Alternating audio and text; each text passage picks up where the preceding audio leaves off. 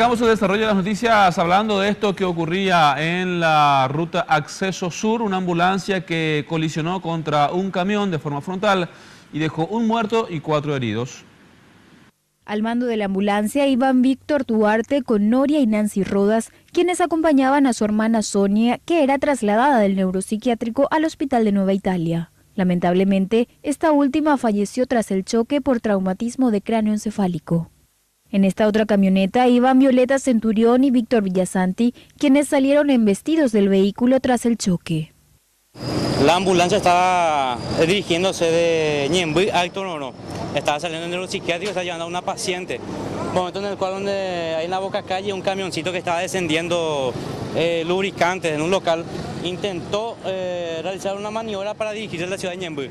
En ese momento la ambulancia que estaba en el carril izquierdo de dicha ruta embistió de forma frontal contra el costado izquierdo del camión, motivo por el cual el chofer de la ambulancia perdió el control y vino a parar aquí en la cuneta, donde quedó atrapado y lastimosamente hubo una fallecida.